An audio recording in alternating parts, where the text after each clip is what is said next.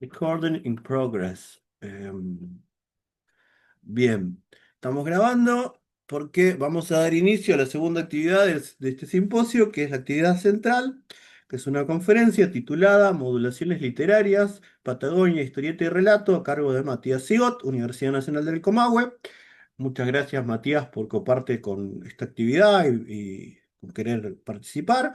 Muchas gracias por la difusión que has hecho, porque como decíamos antes, acá hay muchos de estudiantes y ex estudiantes tuyos, colegas y un montón de gente que viene siguiéndote. Para nosotros también eso sirve un montón para difundir el espacio también, digo, ¿no? Pensando que esto va a tener continuidad. Matías, voy a hablar un poco, voy a presentar a quién es Matías. Matías Sigot es profesor en letras y especialista en comunicación y culturas contemporáneas por la Universidad Nacional del Comahue, Patagonia, Argentina, en la que se desempeña como docente e investigador. Dicta clases también en institutos terciarios de la provincia de Río Negro. Forma parte del Centro Patagónico de Estudios Latinoamericanos de la Facultad de Humanidades de la Universidad Nacional de Cuyo. Entre 2007 y 2025 integró proyectos de investigación dirigidos por la doctora Laura Polastri y codirigidos por la doctora Gabriela Espinosa. Actualmente forma parte del proyecto Textos Literarios en la Producción Cultural del Sur Argentino-Chileno en el siglo XXI, dirigido por la doctora Gabriela Espinosa y codirigido por la doctora Silvia Mellado. Sus investigaciones, iniciadas hace más de dos décadas, abordan la historieta como producción literaria, especialmente la producida en la Patagonia Argentina. También es miembro de la red Catatay, perdón, que nuclea investigadores y docentes de 7 universidades de Argentina. Ha participado en eventos nacionales e internacionales como expositor y organizador y publicado varios artículos en volúmenes de Argentina, España y Alemania. Agrego que la ilustración del flyer institucional está hecha por Fernando Papino de la conferencia. Ha participado en casi, creo que no sé si en todos los congresos universitarios de historieta. Y nos había quedado pendiente también una conferencia que queríamos escuchar de Matt, y fue un buen momento este. Y nada, te escuchamos. La dinámica es: escuchamos a Matt y después comentarios, preguntas, lo que cada uno quiera decir, sumar, retroalimentaciones, etcétera. Bueno, en primer lugar quiero agradecer, Facu, al Grupo Roya por la oportunidad, por el espacio, a la Universidad Pública Nacional por darme también no solo la oportunidad de formarme, sino de seguir trabajando y de seguir participando en la formación de gente.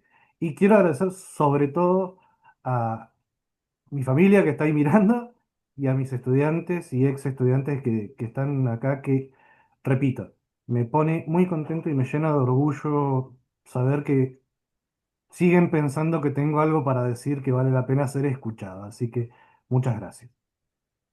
Voy a compartir pantalla y ustedes ahí me comentan si se ve bien.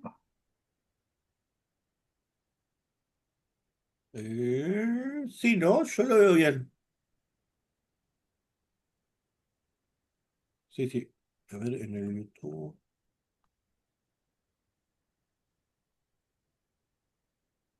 Sí, se ve perfecto en el YouTube también. Muy bien. Bueno, esta conferencia se titula Modulaciones Literarias Patagonia, Historieta y Relato.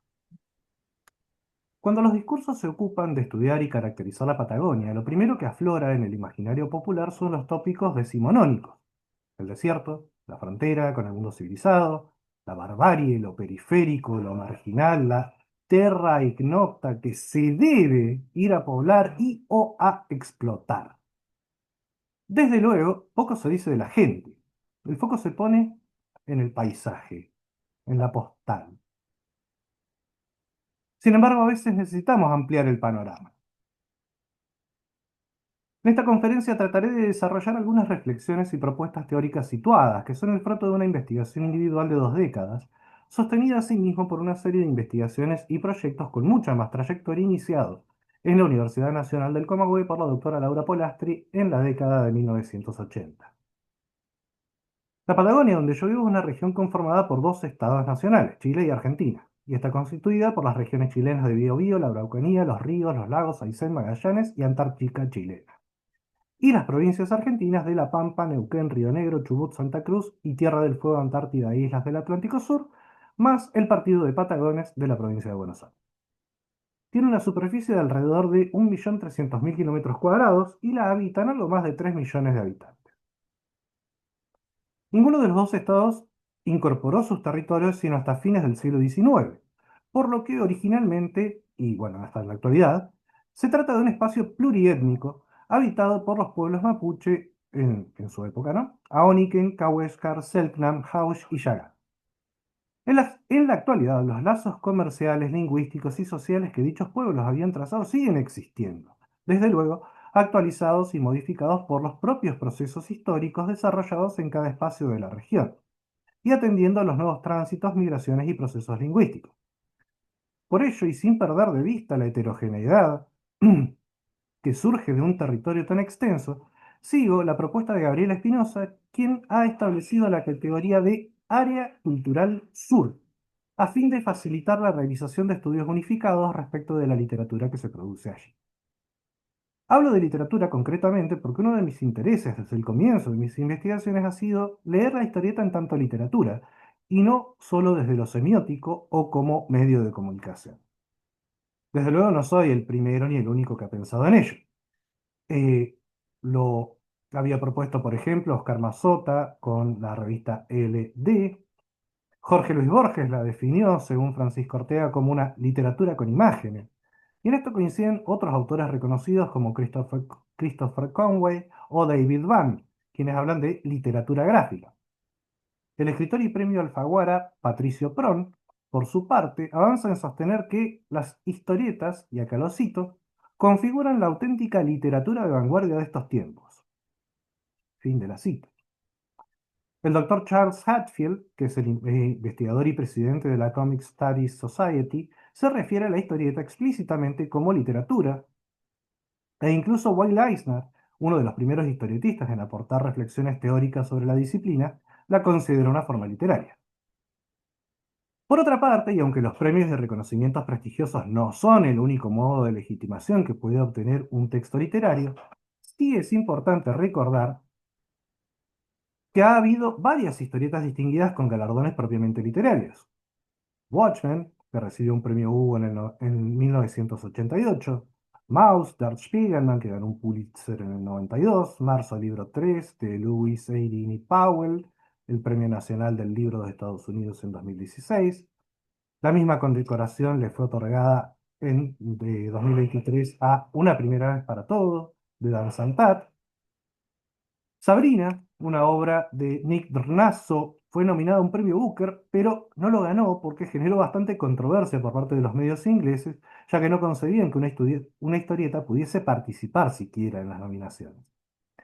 No le ocurrió así a Chris Ware, que recibió en 2001 el premio del Guardian por Jimmy Corrigan, el niño más listo del mundo. Mary y Brian Talbot en 2012 recibieron el premio Costa por La niña de sus ojos. En Asia, incluso, se generó un enorme debate cuando El arte de Charlie Chan-Hok Chai, de Sonny Liu, ganó el Premio Nacional del Libro de Singapur y el Estado lo quiso multar al autor porque en esta historieta cuestionaba políticas públicas y les podía, entre comillas, generar mala prensa.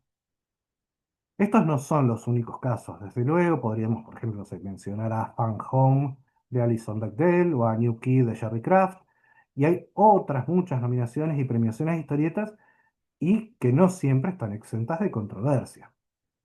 Más allá de los antecedentes teóricos y de los premios, ¿por qué sostengo que es literatura? Bueno, en primer lugar, porque coincido con Terry Eagleton en que la categoría literatura es funcional y no ontológica, que su delimitación no depende de una serie de rasgos estáticos e inamovibles.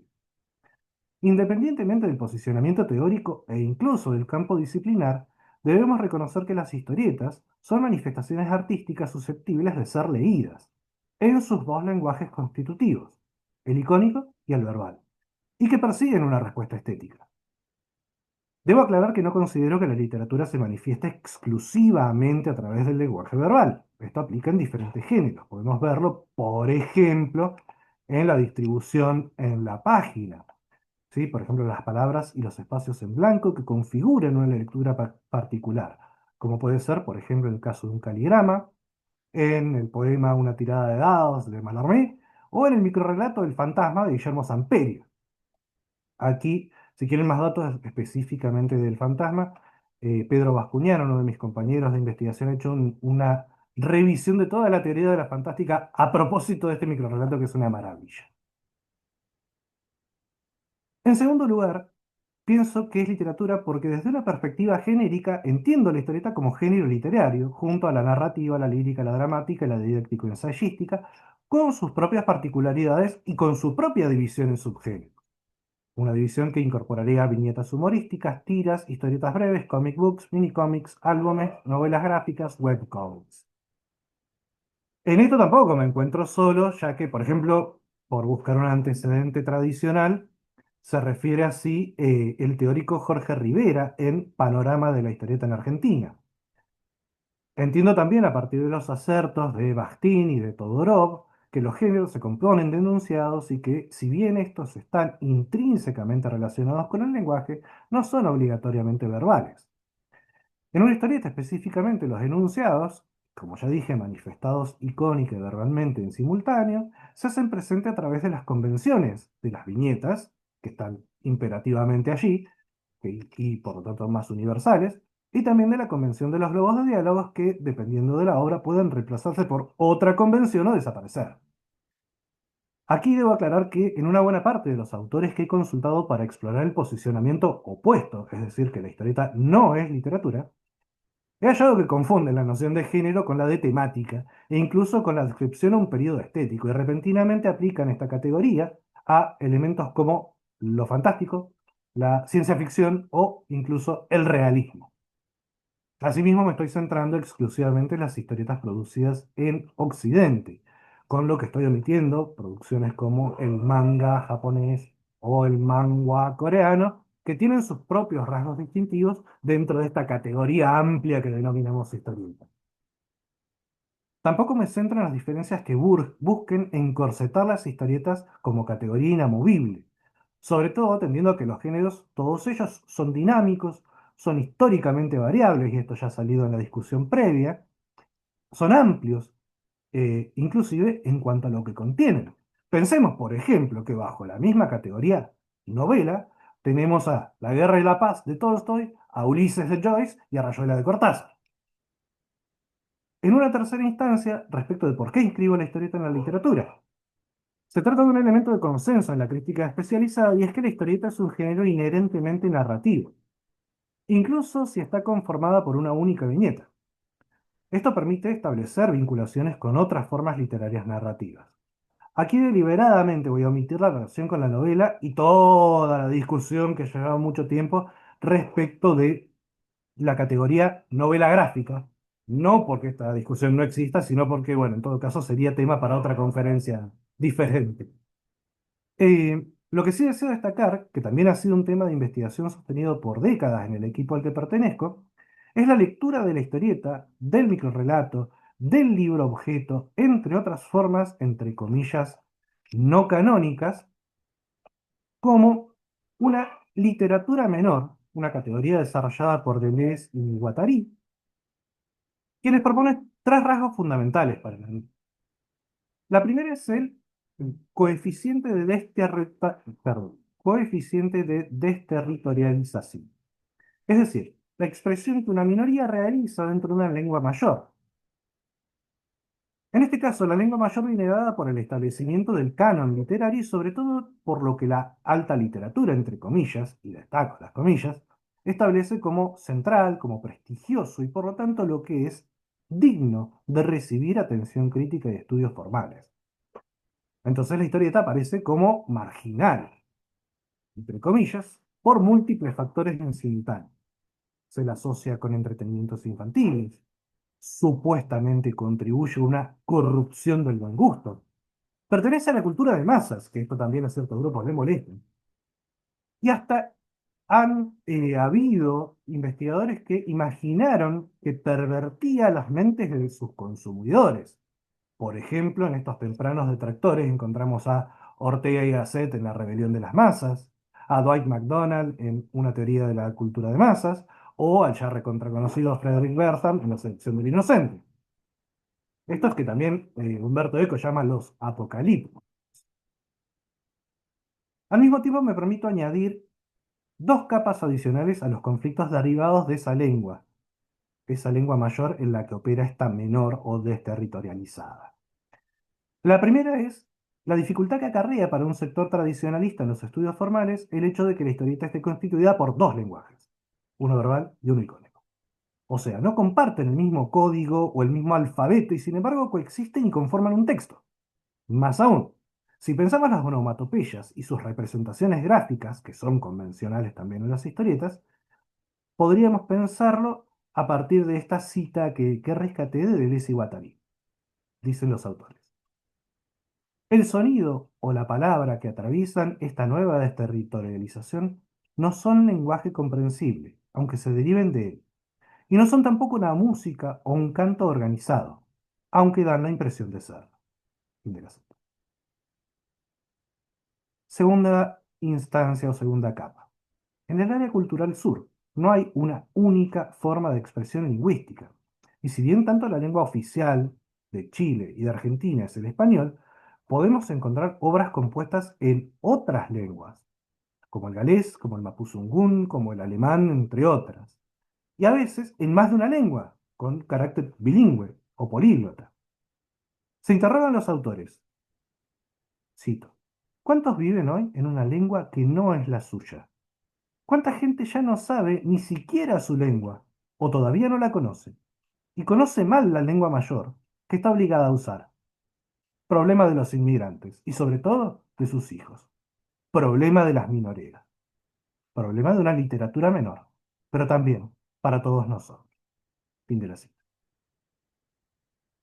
Pongo entre los innumerables ejemplos que se pueden traer a colación, perdón, dos de la misma provincia por cuestiones arbitrarias, de Chubut.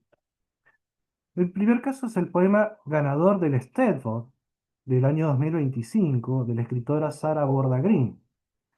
El Stedford es una festividad de origen galés.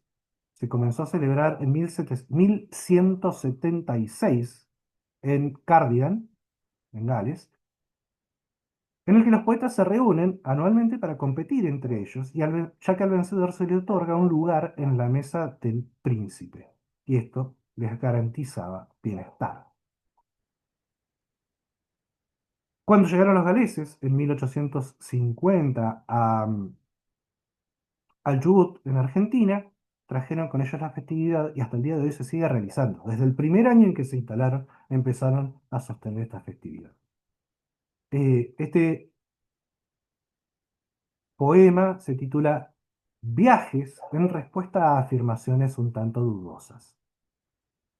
Otro poema que tiene algunas palabras en mapuzungún y que tiene una versión en un proceso de autotraducción hecho por la propia autora a mapuzungún, es La tarde del sábado para lavar la ropa de Lirio Nancalao. Otra característica que plantean Deleuze y Guattari para la literatura menor implican que lo individual se difumina en lo político. Es decir, los problemas individuales se conectan inmediatamente con realidades sociales, políticas y económicas, lo que lleva a que las miradas sobre tales asuntos sean diferentes a las que establece el sentido único dominante. Aquí quiero traer a colación una idea a la que hice referencia al comienzo, que es la de aquellos discursos que no solo atraviesan el área cultural sur, sino que pretenden delimitar el modo en el que se debe leer, entender y, más aún, producir literatura por fuera de la metrópolis. Silvia Cassini, Silvia Mellado, Polastri hablan de patagonialismo o patagonismo en una revisión de la categoría orientalismo de Edward Said, para referirse a que hay un conjunto de predicados adjudicados por el foráneo, por el que no es patagónico, y que se aplican a lo patagónico. En la misma línea, la poeta Graciela Cross ha reflexionado en lo que ella llama la ley del coirón. Un coirón es una gramínea perenne que forma matorrales bastante distintivos en la Patagonia. Según esta ley, que es por supuesto impuesta desde afuera, los poetas deberían incluir, obviamente no de modo literal, un coirón u otro elemento paisajístico para que se note que escriben desde el sur. Dice ella, la cito, Sin embargo, los poetas reaccionamos frente a la obligación de seguir esta senda del coirón, este imaginario camino que nos haría incluir, metafóricamente hablando, un coirón en nuestro poema para legitimarnos como artistas de esta geografía. Aunque podamos hacerlos, aunque podamos hacerlo, sabemos que no hace falta nombrar en nuestros textos al coirón o a cualquier otro elemento natural, paisajístico o pintoresco para sentirnos parte constituyente de este territorio poético. Fin de la cita. En este sentido, Laura Polastri introduce la noción que ha denominado meridionalidad militante para expresar la reacción situada y de toma de posición de los autores frente a esas imposiciones. Dice ella, la cito: a esto responde el habitante de nuestro sur con lo que denominaría una activa meridionalidad. Esa meridionalidad militante de los patagónicos carga los enunciados de un sentido colectivo y político, desde el que se desmontan los dispositivos de enunciación que desde fuera de la Patagonia la radicaliza. Fin de la cita. Veamos dos ejemplos en la historia. En primer lugar, una plancha titulada Horizontes difusos del historietista comodorense Alejandro Aguada. En ella, que consta de 5 viñetas, podemos leer la representación de los tópicos vinculados a la inmensidad del paisaje de lo patagónico que aparece en estos imaginarios repetidos. Lo inabarcable, lo difuso, los arbustos, los guanacos que se funden en una imagen borrosa, el polvo y, como no podía ser de otra manera, el viento. Sin embargo, en la última viñeta encontramos al personaje, que opera como voz narradora, establece una conclusión prosaica y mundana para dicha difuminación del paisaje. Todo se le hace confuso porque necesita anteojos.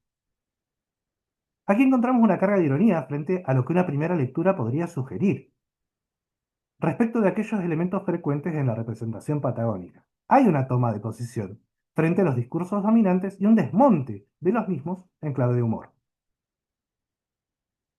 El segundo ejemplo es una plancha del rionegrino Chelocandia, titulada El indio en la púa.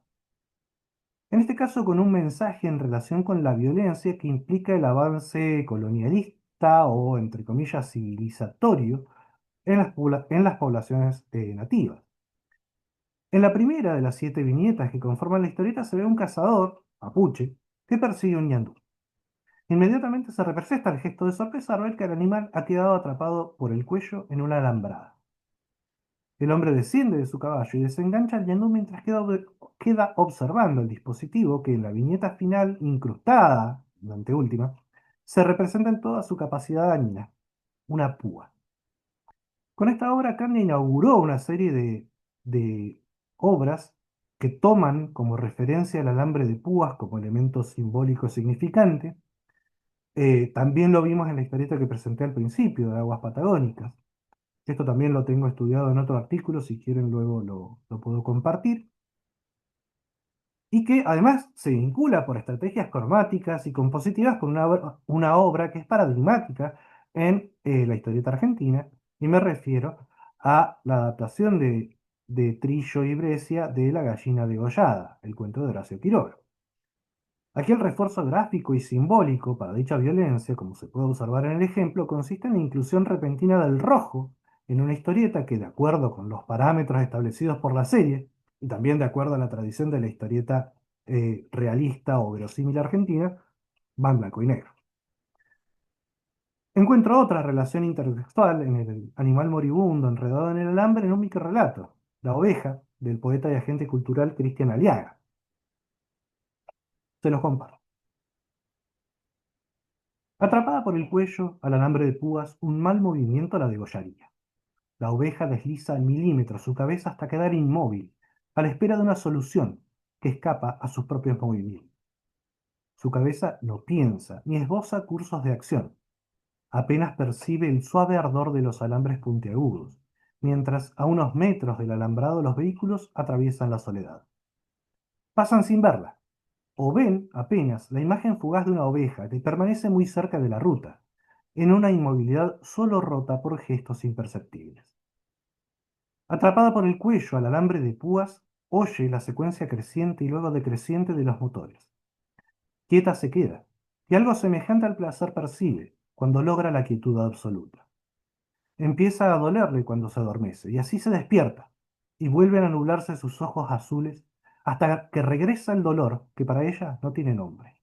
No puede estimar la duración de la noche, ni aspira al azar de alguien que atine a separar su cabeza del alambre. La tercera y última de las características de la literatura menor, según Deleuze y Guattari, es la enunciación colectiva. Dicen ellos, lo cito, es la literatura la que produce una solidaridad activa frente al escepticismo. Este rasgo nos habilita a nosotros a discutir, a desmontar las voces monolíticas de los maestros de la autoridad y a proponer un nuevo modo de decir. Pienso también en esto a partir de dos situaciones. La primera es la problematización que temáticamente hacen las historietas desde su origen, respecto de las situaciones cotidianas y cómo se vuelven la voz de sectores que por lo general se ven invisibilizados por la maquinaria hegemónica. Los jóvenes, los afroamericanos, los inmigrantes, los judíos, la comunidad LGBTIQ+, por mencionar algunos casos. Incluso hasta en las formas historietísticas más industrializadas y funcionales al capitalismo, como pueden ser las revistas de superhéroes, las figuras de estos encarnan una serie de valores que se comprometen con la comunidad, y aún escudados en un alter ego y bajo un traje o disfraz, tienen muy, muy claro que un gran poder conlleva una gran responsabilidad. En segunda instancia, pienso en la configuración particular del campo de la historieta patagónica, que opera de forma análoga al de otros géneros literarios, como el de la poesía, y que a fin de cuentas, y de acuerdo con lo que he venido exponiendo, forma parte de un campo propio, la literatura patagónica. Aquí recupero las ideas de Ariel Williams, que toma a su vez a Pierre Verdier, en un doble juego estratégico. Hacia adentro, para establecer y problematizar las posiciones relativas que los autores ejercen dentro del campo.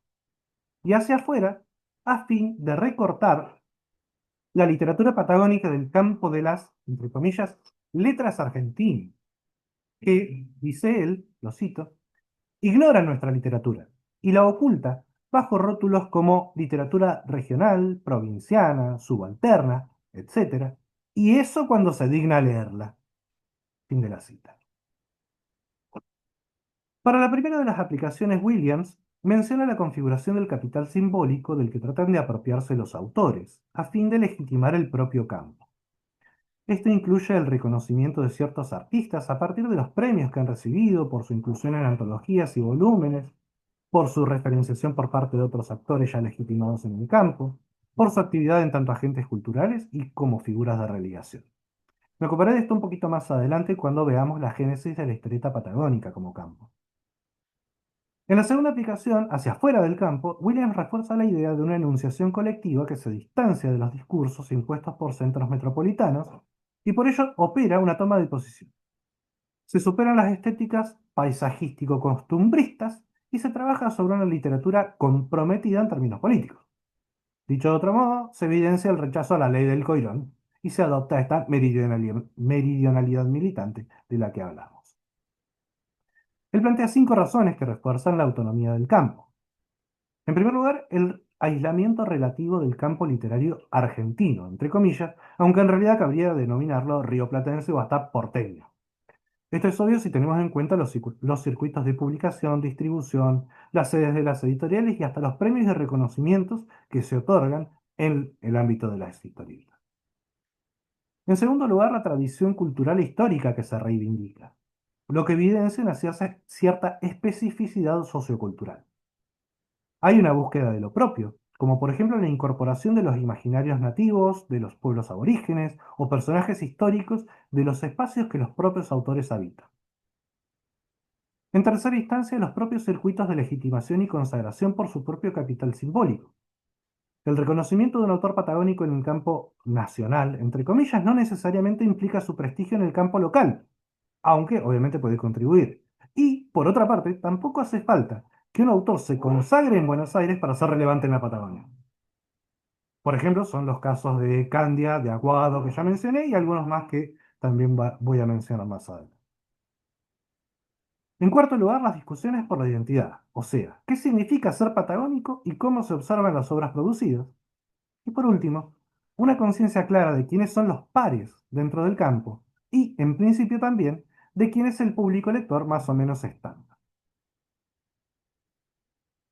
Aclaro que, a pesar de que yo arranqué esta conferencia hablando de la Patagonia como territorio binacional, por cuestiones de tiempo y de espacio, solamente me voy a ocupar de la Patagonia Argentina, que es lo que tengo más estudiado, y porque tampoco deseo extenderme demasiado.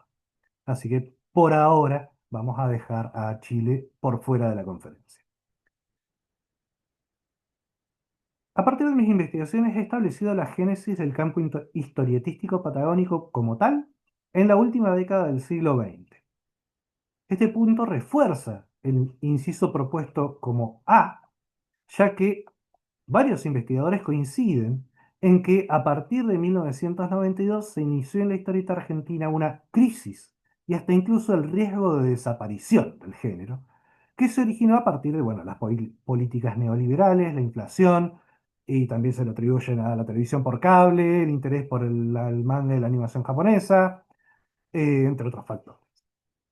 Y suelen coincidir muchos investigadores como, bueno, Diego Agrimbao o Roberto von Steger, eh, que un síntoma notable es la desaparición de la revista Fierro en el número 100, justamente en el año 92.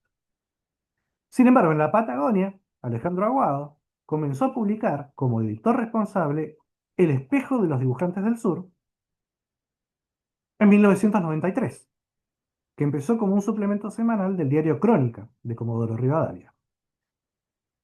Este suplemento barra revista contó con 89 ediciones entre 1993 y 1994. La mayor parte de los autores que integraron esta publicación eran patagónicos, y la mayor parte de ellos también eran autores noveles. Según el propio Aguado, esta publicación funcionó como, lo cito, una especie de mapa imaginario de la Patagonia, que marcaba un recorrido por la creatividad y el talento de los dibujantes de la región, donde se podía realizar un tour que llevaba al lector a una ilustración de un autor de Neuquén, seguir por una historieta de media página de Haya en Río Negro, una tira de Caleta Olivia, Santa Cruz, chistes de Trelew, Chubut, y terminar en una historieta página completa de Comodoro Rivadavia. Era un mapa que se completaba y complementaba en cada entrega semanal. Fin de la cita.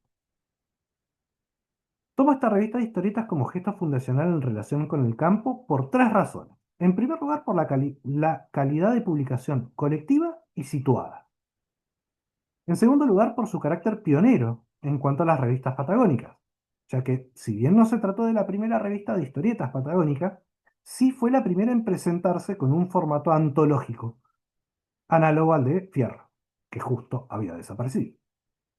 En tercer lugar, por las derivas. Por un lado, porque ofició como trampolín en las carreras profesionales de muchos historietistas del sur. Y por otro también porque fue el germen para la fundación de La Duendes, en 2007, la primera editorial patagónica de historietas, que también fue creada por Alejandro Aguado. Respecto de los circuitos de legitimación, en el que los actores del campo se vinculan, se reconocen, hay que aclarar que esta revista se originó a partir de varias instancias legitimatorias de este tipo. La primera fue una muestra de artistas en Neuquén, que se organizó a partir de una iniciativa de la Secretaría de Cultura de dicha ciudad en 1992, y en la que Aguado, que lideraba el contingente comodorense, conoció al grupo de historietistas de Neuquén. Establecieron muy buenos lazos de camaradería y de amistad y empezaron a comunicarse vía correo postal. Recordemos que estamos en el siglo XX aún. La segunda instancia, que consolidó sobre todo la parte del prestigio, fue la celebración de la primera Bienal de Arte Joven de la Patagonia de 1993, organizada por la provincia de Río Negro, pero que convocó a centenares de jóvenes de toda la Patagonia en múltiples disciplinas. Entre ellas se encontraba la historieta, pero también estaba, por ejemplo, pintura, tango. Bueno, en esta categoría, el ganador del primer lugar fue el ya mencionado Alejandro Aguado, y el segundo y el tercer puesto quedaron en manos de Manuel Gutiérrez y de Jorge Alderete, los dos neuquinos. Quien presidió el jurado fue Carlos Casalla, uno de los más consagrados autores de la Patagonia a nivel nacional y colaborador frecuente de la editorial Columba, el creador del Cabo Sabino, que por cierto es la historieta que tiene un récord mundial de ser la que, dibujada por la misma persona, se mantuvo ininterrumpidamente publicada durante más tiempo en Occidente, 60 años. Entonces, vamos a otra cuestión. ¿Había otras revistas de historieta en la Patagonia previas al Espejo? Bueno, pues sí. Hay cuatro bastante significativas. La primera propiamente de historietas, o por lo menos con un porcentaje considerable de sus páginas dedicadas a las historietas, apareció en Neuquén en 1992 por iniciativa de Enrique Alfonso, Mario Tondato, Manuel Gutiérrez, quien firmaba como Guacho Scatter, Carlos Vilche, que firmaba como El Tinta, Jorge Alderete, entre otros. Llevó el nombre de Alquitrán.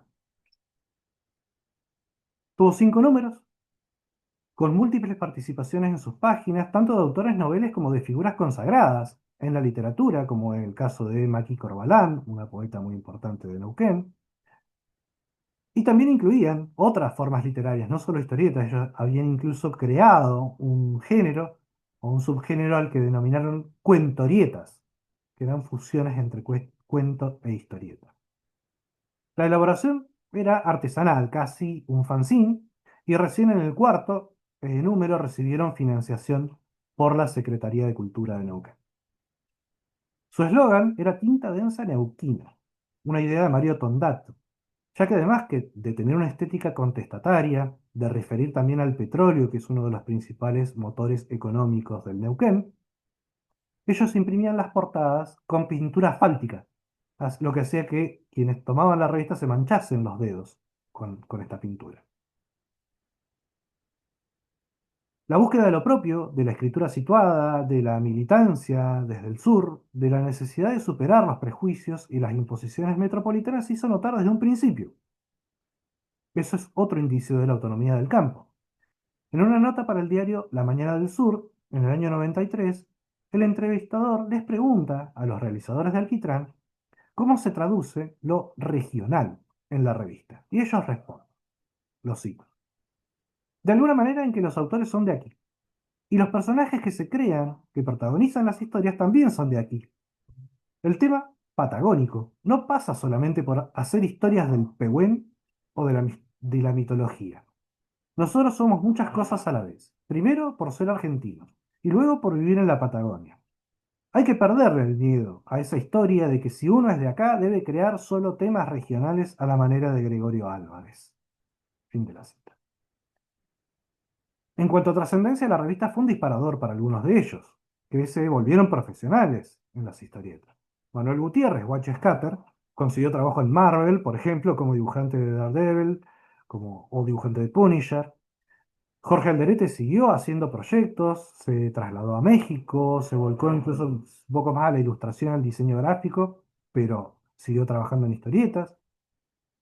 Han visto seguro trabajos de él, por ejemplo, la portada de los fabulosos Cadillacs de La Luz del Ritmo de 2008 la hizo él, o co-creó como mencionaban en una intervención previa, con Mariana Enríquez El Año de la Rata, en un volumen de 2021.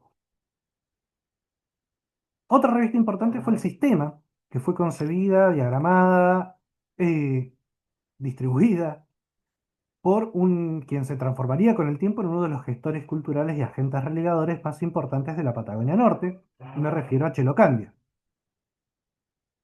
Esta revista, que se sustentaba con la venta de publicidad de locales de Allen, una localidad de Río Negro, publicó 26 números de forma irregular, aunque nunca se interrumpió, entre 1987 y 1999.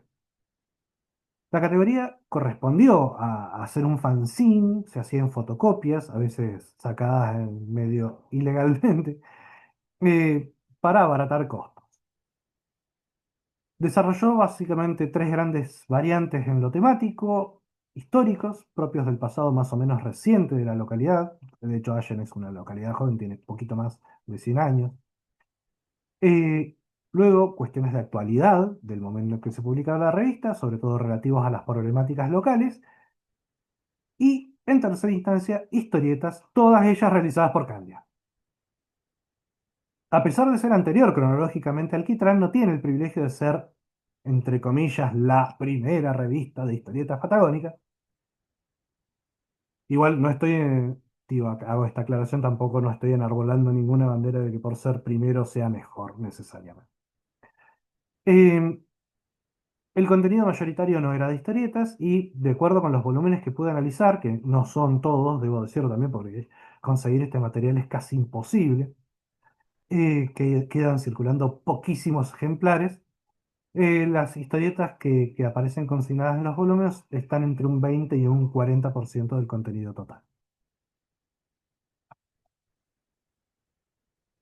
Duendes del Sur, que fue coordinada en este caso en Chubut por Alejandro Aguado, tuvo 6 números en 2 años, privilegió las historietas y también incorporó notas, reportajes, ilustraciones.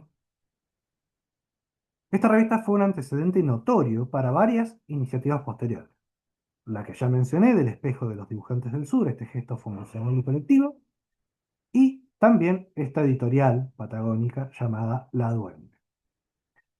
La más longeva de las publicaciones pioneras de la Patagonia es El humor de la semana, un pequeño volumen de Caleta Olivia, en Santa Cruz, dedicado exclusivamente al humor gráfico, diseñado, dibujado, llevado adelante por un único realizador, Gustavo Morichetti, Tavo, que empezó completamente de manera autogestionada, hizo 134 ediciones semanales como fanzine y en 1994 recibió un ofrecimiento por parte del diario Tiempo de Santa Cruz para conformar un suplemento semanal de humor.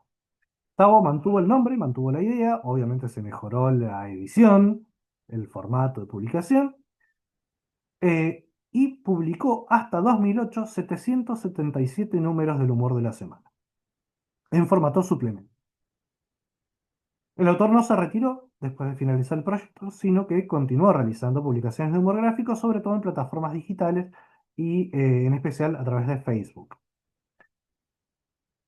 Aunque no es estrictamente patagónica, tampoco quería dejar pasar la oportunidad de mencionar la revista Soy Lógico, producida y editada en Bahía Blanca por dos hermanas mellizas, Liliana y Marcela Ostrovsky, que fueron colaboradoras del Espejo y también editoras de esta revista que dio lugar a la publicación también de varios artistas del sur. Tuvo 5 números entre 1994 y 1995. A diferencia de las patagónicas, quizás contó con una mayor presencia de autores consagrados, como puede ser el Tommy o Fontana Rosa o Red. Y antes de las revistas estas, ¿qué pasaba con los historietistas? Bueno, en principio se plegaron a los modos de publicación que tenían disponibles, o sea, las dos manifestaciones más populares de la historieta durante el siglo XX, el humor gráfico y las tiras, ya sean cómicas o de aventuras, que además tenían la ventaja de aparecer publicadas en diarios y periódicos. Muchos diarios se limitaban a reproducir viñetas y tiras que aparecían en Buenos Aires, aunque progresivamente se les fue dando el lugar a los autores locales. Más que nada porque encontraron que la problematización de las realidades cotidianas, lo más localizado, incluso los problemas políticos municipales, resultaba del agrado del público.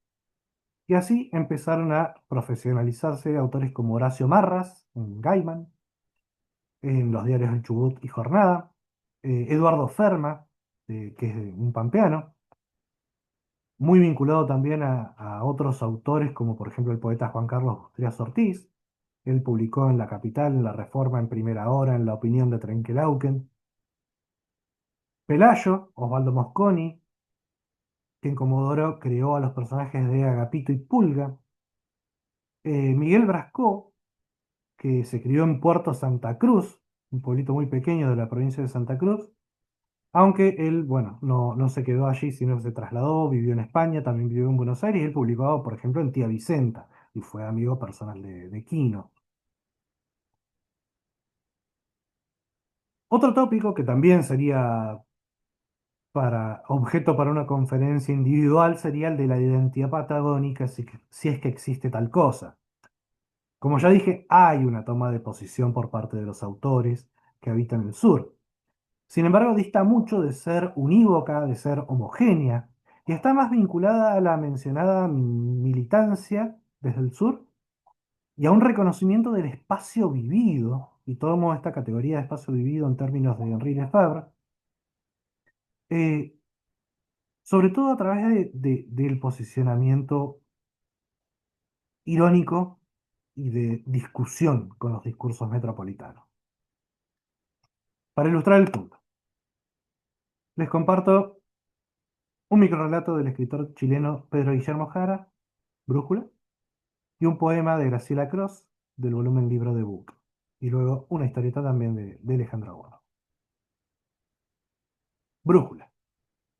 Por enésima vez tomo la brújula. Me señala el norte, y no me puedo convencer de que mi aldea se ubique justamente en el sur, invariablemente en el sur. El poema. Soy un cordero patagónico que bala en Sudaqués desde los platos, una trucha arcoíris a la manteca negra, un ciervo a la cazadora, un jabalí con salsa de morillas. Soy tierra fértil. Vengan, coman de mí, beban de mi agua. Aquí reparten mis pedazos. Esta es la Patagonia, for sale.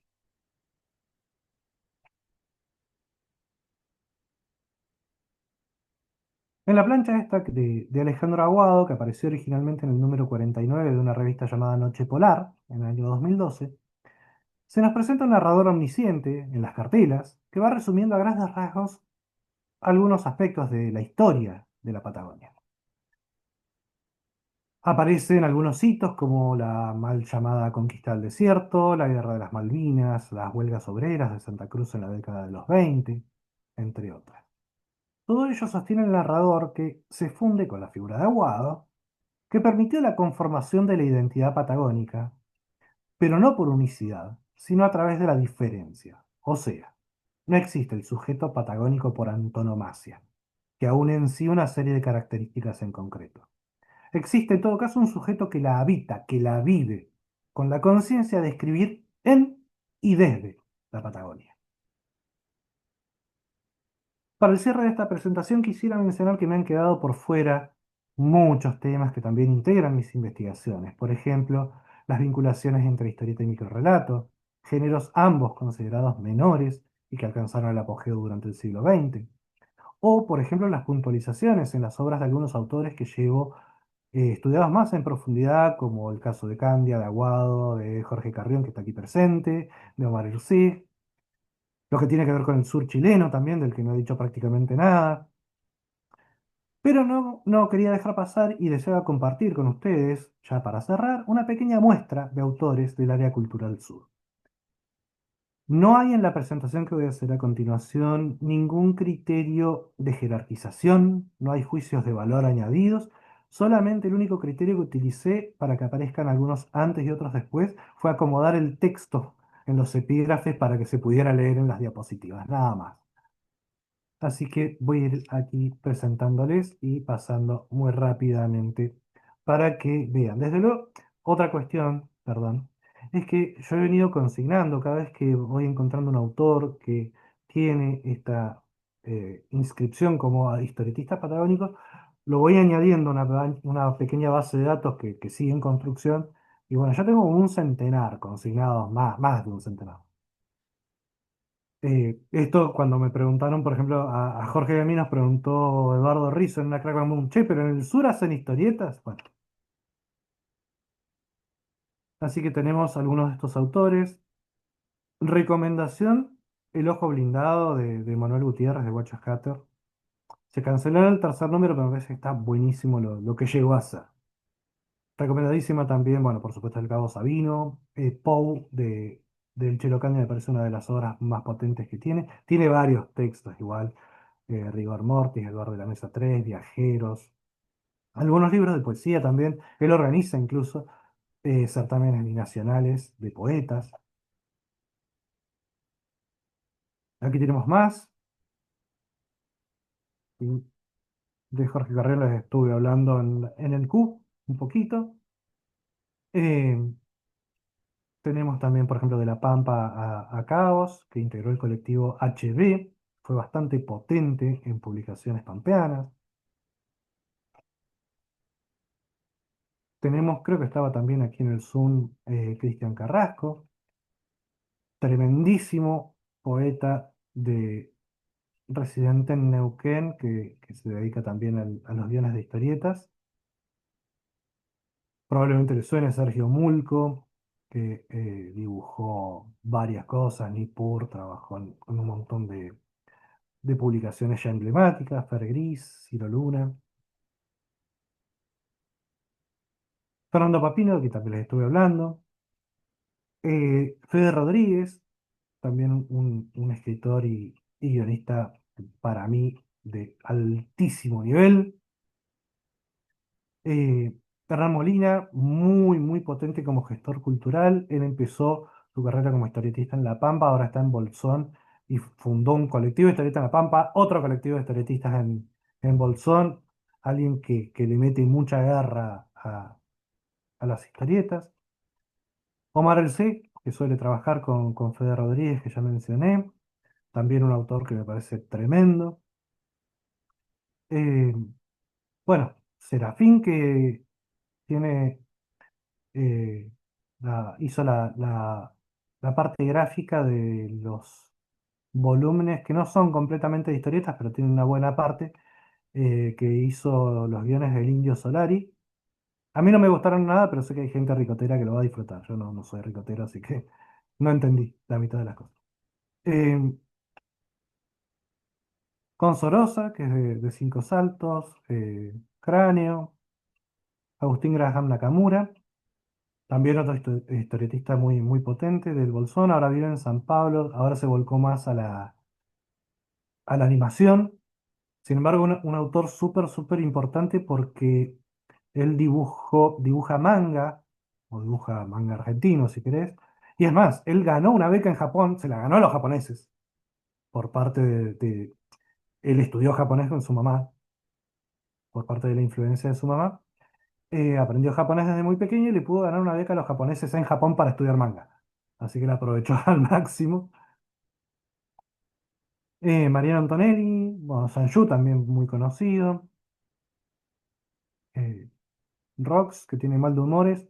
Ella subía mucho sus obras de humor gráfico en Instagram.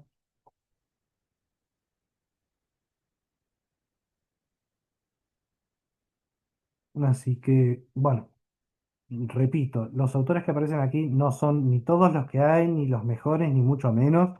Son gente que se me iba ocurriendo y ahí iba poniendo, pero... bueno, Jorge Alderete, que lo mencioné, las hermanas Ostrovsky, Cani Soto, de Tierra del Fuego, también un gestor cultural bastante importante, eh, lamentablemente falleció. Con esto agradezco el espacio, el tiempo, la atención. Espero no haber sido demasiado enrevesado y que se me haya comprendido a dónde quería llegar. Así que muchísimas gracias.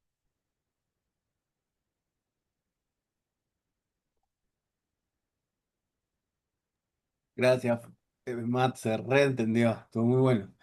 Yo reentendí. Eh, Bien, esperen que acomode cómo estamos en el vivo. Me encantó. Gracias por compartir todo esto. Nada, muchas cosas para pensar y comentar. Me quedé como impactado por todo el catálogo final, digo, ¿no? Creo que hay algo también de lo que vos fuiste diciendo cuando hablabas de la base de datos que estás construyendo.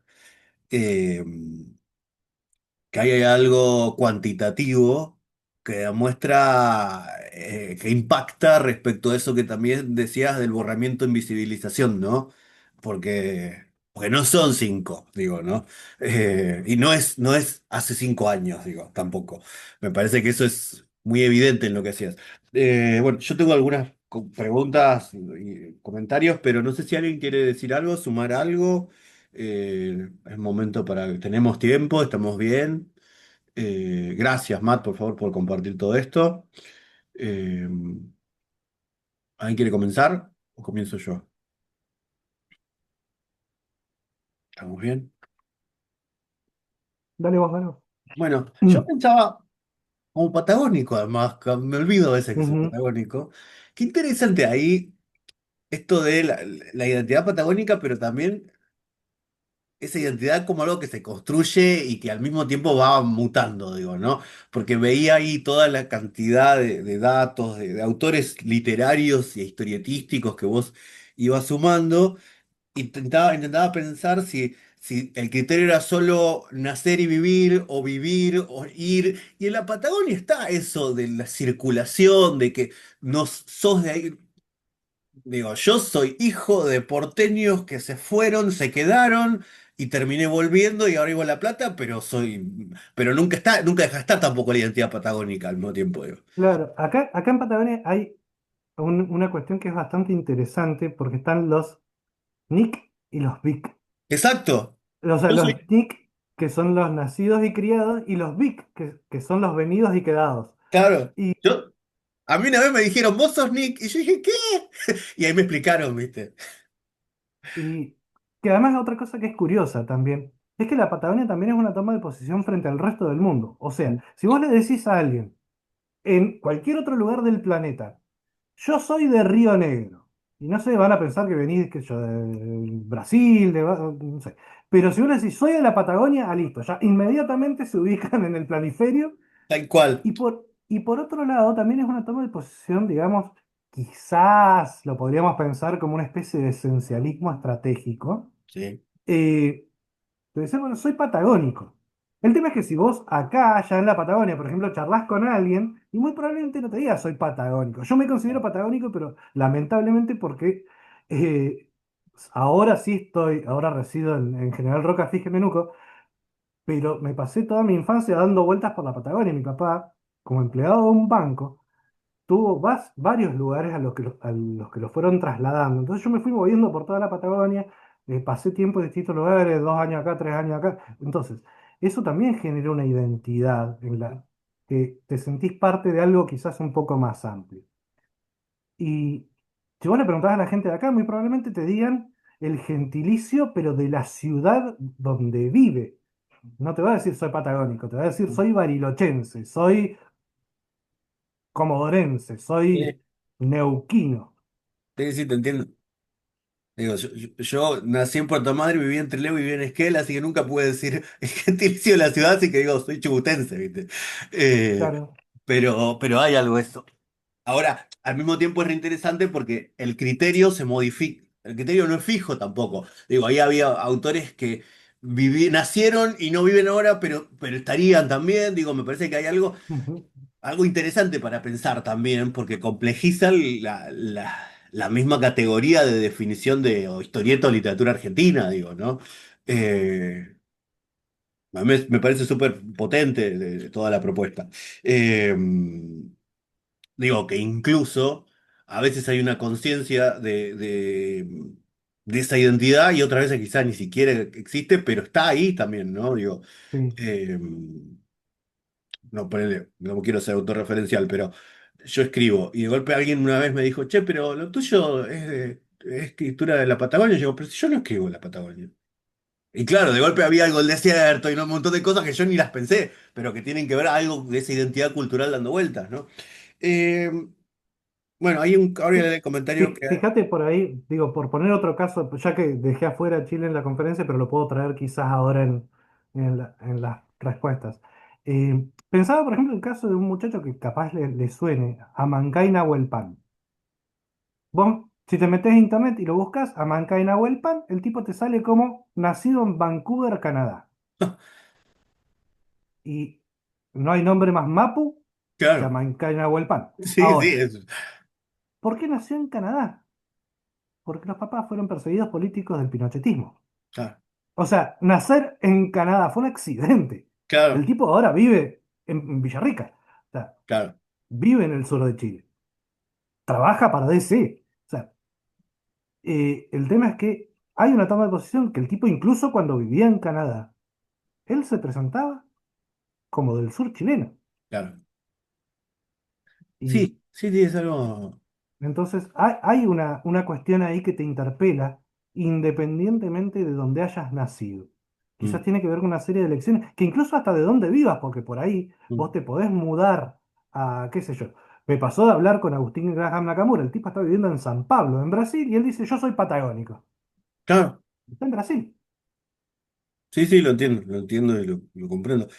Karina dice en el chat, esto es un esto hace un gran formador, investigar, analizar, tener una postura y resignificar nuestra Patagonia. Eh, hermoso la Karina. Eh, bueno, se puede hablar, yo voy a seguir hablando porque si hasta que alguien hable, ahora voy al YouTube. Pero pensaba también en cuando ibas recorriendo las antologías, creo que estábamos varios acá mirando cuando estaba toda la captura, creo que no sé cuántos números, todos mirábamos las tapas. Eh, Si que quieren, después yo les puedo, lo perdón. dijiste un poco, pero pensaba eso. ¿Existe archivo de todo eso? ¿No hay? ¿Está suelto? ¿Qué política hay Sí, respecto a eso? en realidad, digamos, el conjunto más grande de archivo lo donó el propio Alejandro Aguado está en la Biblioteca Mariano Moreno. Hay que pedir permiso, por supuesto, para ir al archivo de historietas. Eh, pero sí, se puede ver, él donó una buena parte ahí. Probablemente del corpus patagónico de los 90, salvo el que esté en alguna biblioteca privada, de acceso al público, está en la Biblioteca Nacional. Bien. Hay material, o sea, se puede consultar. No está todo, porque hay cosas que son directamente inconseguibles, pero hay una buena porción de estas revistas fundacionales que yo mencioné y todo que están en la Biblioteca Nacional. También pensaba, tendrías que escribir, yo porque me gusta pensar proyectos, un libro que sea historia. Digo de la historieta patagónica, pero puede ir más allá, ¿no? Digo, me parece que tenés material para hacer Eh, algo así. Va, capaz que lo estás haciendo y digo eso, pero me parece que con todo esto, lo mismo que pensaba, de golpe una base de datos es algo maravilloso, digo, ¿no? Que creo que ustedes están construyendo también hay algo de eso. En el si chat, quieren, esto igual, por ahí si a alguien le interesa el PowerPoint, se los puedo compartir, se los mando. No, no en formato PPTX, porque es una barbaridad, pero en PDF se los mando. dale. Sí, sí, después te lo pido, me interesa. Mayra dice en el chat de Zoom, me siento muy afortunada de seguir aprendiendo de mis profesores, Matías y Jorge, gracias por el espacio. Me gustaría saber dónde podemos adquirir dichas historietas. Y ahí dice, después dice, gracias, respondiste a mi consulta. A ver, bueno, bye. Dale, Cuestión importante, esto también está bueno, es una linda pregunta porque me da pie a otra cosa.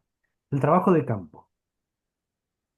Es re jodido, y esto ya lo mencionó, por ejemplo, en la conferencia que dio Hilde en el Congreso Universitario de Historietas respecto de acceder al texto, de cómo hago, y ella de repente se pone y encuentra que no hay en ningún lado, salvo quizás en su casa, todo el conjunto de Hortensia. Bueno, en este caso también a mí me pasa lo mismo. Yo más o menos la mitad de mi biblioteca, y tengo varios estantes de textos hechos en Patagonia, la mitad debe ser porque fui y le escribí por claro. Facebook al autor y le dije, hola, fulanito, mirá, me interesaría adquirir lo que vos haces. Bueno, dale, hacemos una transferencia y te lo mando por correo postal. Y me llegaba por correo argentino un paquetito con las historietas del... Mm, Y así. O qué sé yo, ir a tal lado y decir, mirá, me encontré este. Y de repente uno venía y decía, mirá, yo también hago historietas, ¿te interesa? Sí, dámelo. Eh, y nada, también es eso, es salir a recorrer, a meter las patas en el barro, a ir a buscar.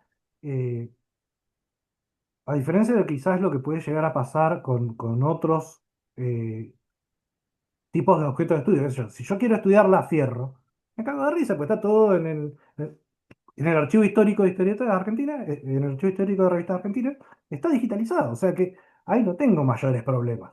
mm, Ni siquiera tendría que salir de mi casa. Ahora, para estudiar la historieta producida en Patagonia, tengo que salir de mi casa, tengo que poner a buscar, tengo que pedir teléfonos, tengo que joder a la gente, sí o sí, para ver que me dejen leer.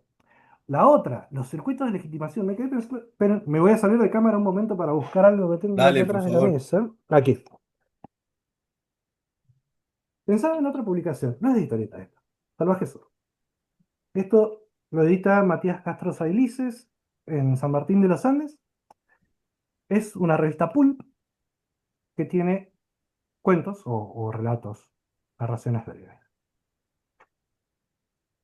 Y yo pensaba, digo, qué lindo espacio de legitimación este también, porque además de todas las vinculaciones que se pueden establecer entre las revistas Pulp y la historieta, resulta que entre la gente que ha publicado en los números de Salvaje Sur, hay un montón de historietistas. Hay un montón, o sea, más o menos el 20% de los autores que están en Salvaje Sur también hacen historietas. Y se No las suma, hacen en esta revista, y se pero suma que las sí aparecen. ilustraciones también. Y las ilustraciones también. Tenemos ilustraciones de Javier Matano, de Omar Irsig, ahora va a salir una con el Manu Loza. Claro.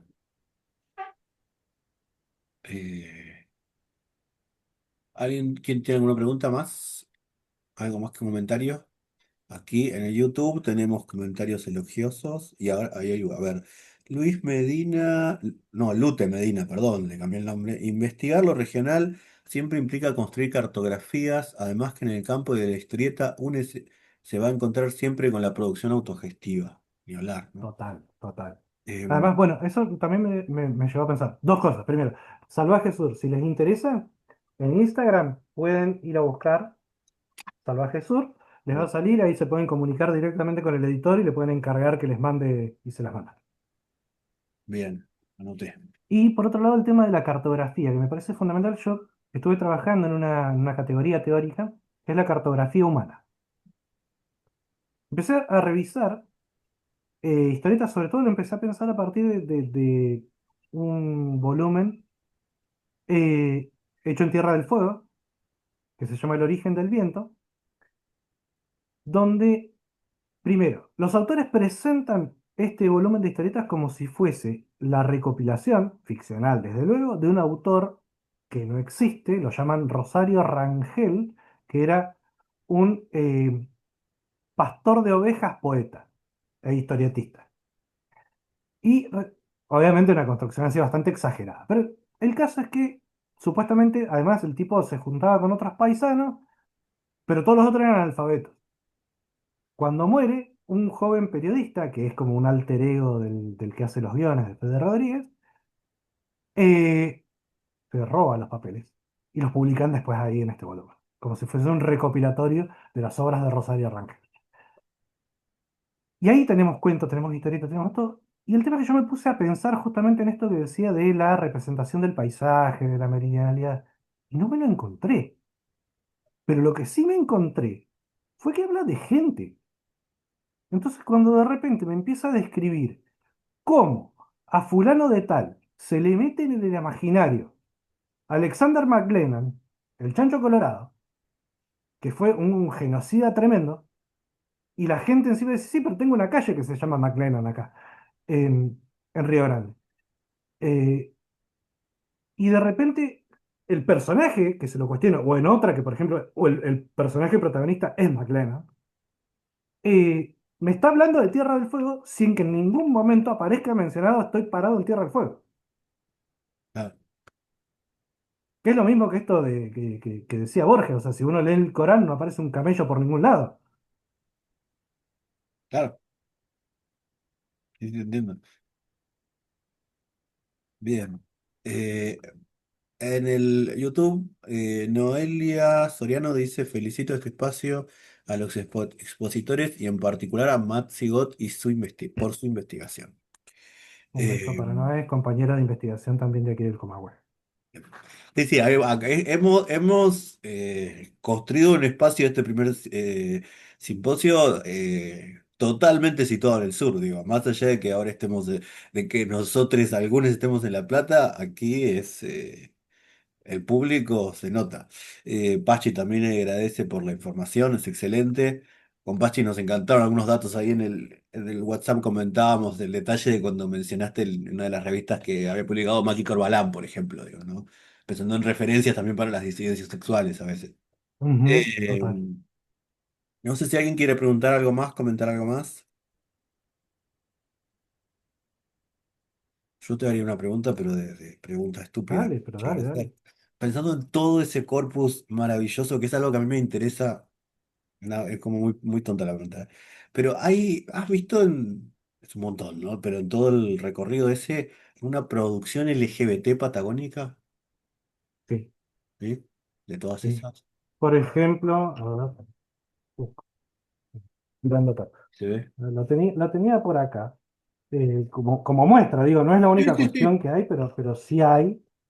Más que nada, y lo he notado a través de las redes, eh, pero sí hay, por ejemplo, eh, que no encuentro. Acá está.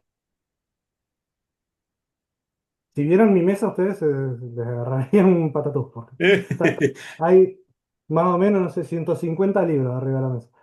Eh, Esto es Minas de Consorosa. Esto Bien, es un pequeño fanzine y es directamente una toma de posición claro, eh, de su identidad. O sea, ¿no? claro. Y en las redes hay bastante producción, quizás. Tal vez no con, con una impronta profesional, Te entiendo, como entiendo. muchas, pero sí, sí hay. Claro. Pachi, levantaste la mano. Gracias, Matt. Hola, primero, Matt. Hola, Pachi. Em, me, me encantó cómo fuiste entretejiendo como el aporte de la poesía junto con la historieta. Me parece que, siendo un campo que también me encanta, me parece que son dos espacios que, nada, que tienen esa lucha en común, ¿no? Eso es lo que vos estabas como marcando, ¿no? Esta cuestión de, de representar la identidad y de pensar la identidad patagónica. Me pareció muy, muy genial como esa cadena que se va armando, ¿no?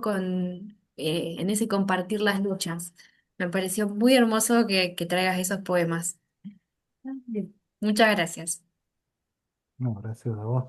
A ver, creo que tenía que ver con esta idea de tratar de hacer algo que fuera consistente en lo intelectual y en lo epistemológico. A ver si voy a trabajar afirmando la historieta en tanto literatura.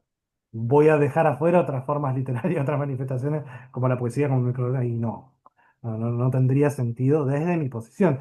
Que, ojo, a ver.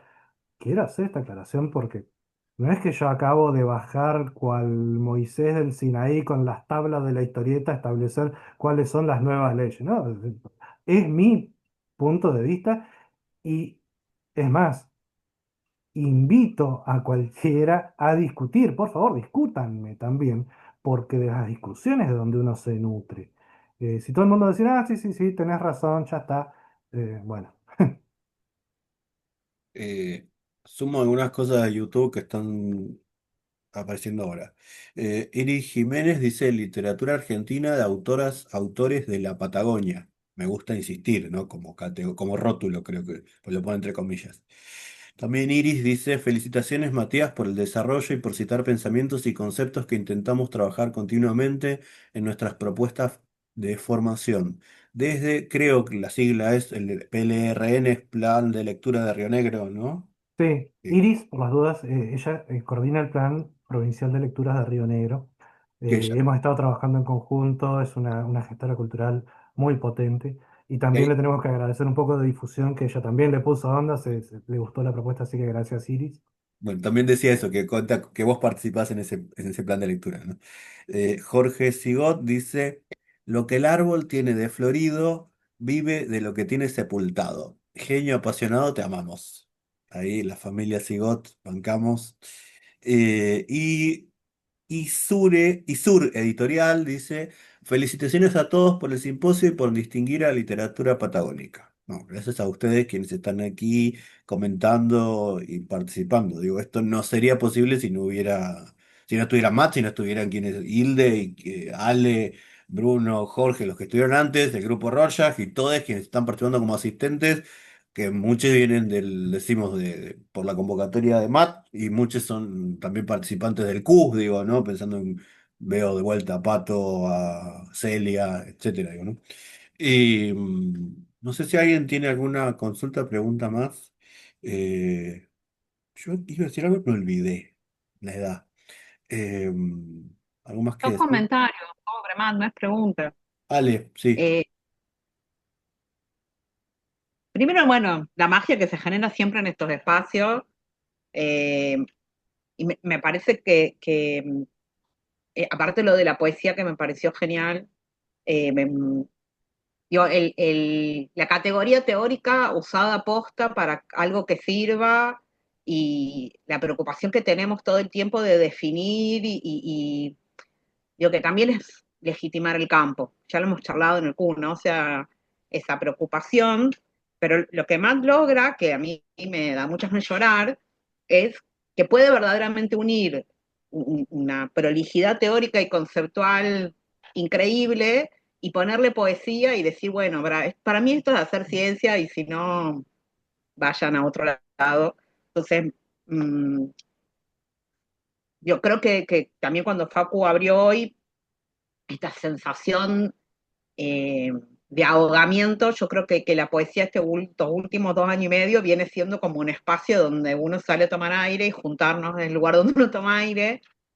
eh, y es tan impecable, Matías, es tan prolijo, ¿me entendés? Que yo siento que lo que hace nos defiende a todos y a todas, o sea, porque no le baja medio centímetro a la ciencia, pero también esto es hacer ciencias sociales, pero también es esto reconocer que pensamos con otras herramientas que no solo son los conceptos teóricos, sino que hay algo de lo que nos atraviesa y que Mati pone todo el tiempo la atención en la identidad, ¿no? O sea, la identidad de la disciplina, la identidad de qué es lo patagónico, la identidad, entonces, nada, siempre es como nada, le capturo diapositivas para volverlas a pensar más tarde, le mando No, después, diapositivas a amigos después se y las les digo, mando, esto después le te va a mando. ser obvio, pero me gusta escucharte o sea, acordarme de qué quiero seguir pensando. Digo, mando compañeros que están haciendo sus tesis, ay, ya, esto dijo mi amigo Matías, mira qué lindo, mira qué buena esta poesía, esto te puede servir. No sé, me parece que